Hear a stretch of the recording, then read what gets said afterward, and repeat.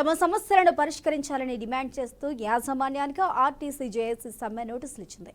RTC MD సజ్జన సెలవులపై ఉండడంతో bus Bhavan లోపల ఈడీ మునిశేఖర్కు కార్మిక సంఘాలు నోటీసులు ఇచ్చారు. RTC cos road bus Bhavan వద్దకు భారీగా ఆర్టీసీ కార్మిక సంఘాలు చేరుకున్నాయి. దీంతో బస్ భవన్ వద్ద హైటెన్షన్ వాతావరణం నెలకొంది.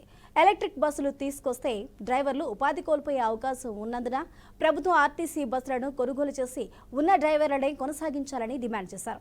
ఆర్టీసీని ప్రభుత్వంలో విలీనం చేయాలని 21వ తేదీన వేతన సవరణ సంఘం ఏర్పాటు చేయాలని ఆర్టీసీ జేఏసీ డిమాండ్ చేస్తుంది. సమ్మె నోటీసు ఇచ్చిన తర్వాత 1-2 రోజుల్లో ప్రభుత్వం స్పందించే అవకాశం ఉంది. లేని పక్షంలో సమ్మె చేసే ఆలోచనలో ఆర్టీసీ సంఘం ఉన్నట్టు తెలుస్తుంది. అయితే సమ్మెకు ఆర్టీసీ ఉద్యోగులు సహకరిస్తారా లేదా అనేది ఉత్కంఠంగా మారింది. ఇదే అంశానికి సంబంధించి పూర్తి అప్డేట్స్ మా ప్రతినిధి శామ్ అందిస్తారు. Sam, over to you.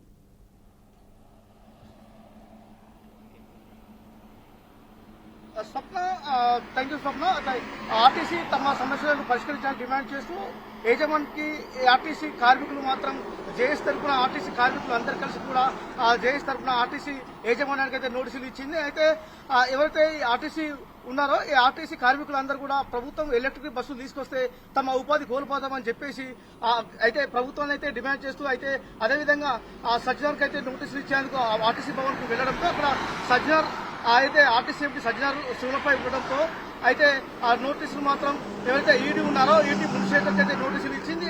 ఎలాగైనా ప్రభుత్వం ఏదైతే ఆర్టీసీ కార్మికులను తప్పకుండా ఆర్టీసీ ప్రభుత్వంలో విలీనం చేయాలని చెప్పేసి కూడా ఈ ఆర్టీసీ కార్మికులు అయితే డిమాండ్ చేస్తున్న పరిస్థితి కనబడుతుంది. ముఖ్యంగా ఏదైతే ఇరువైపులో అదే వేతన సవరణలు చేయాలని చెప్పేసి కూడా డిమాండ్ చేస్తున్న పరిస్థితి కనబడుతుంది. మొత్తం మీద అయితే ఆర్టీసీ కార్మికులు మాత్రం జేఏసీ తరఫున మాత్రం ఆర్టీసీ యాజమాన్యానికి అయితే నోటీసు ఇచ్చిన పరిస్థితి కనబడుతుంది. ఏదేమైనప్పటికీ కూడా ఆర్టీసీ కార్మికులు నోటీసు ఇచ్చిన తర్వాత 1-2 రోజుల్లో ప్రభుత్వం ఎలాంటి నిర్ణయం తీసుకోకపోతే మాత్రం పెద్ద ఎత్తున ఆందోళన చేసే పరిస్థితి కనబడుతుంది. మొత్తానికి అయితే ఈ ఆర్టీసీ జేఏసీ తరఫున ఎంతమంది కార్మిక సంఘాలు వచ్చి ఈ సభలో పాల్గొంటారనేది వేచి చూడవలసిన పరిస్థితి కనబడుతుంది. స్వప్న.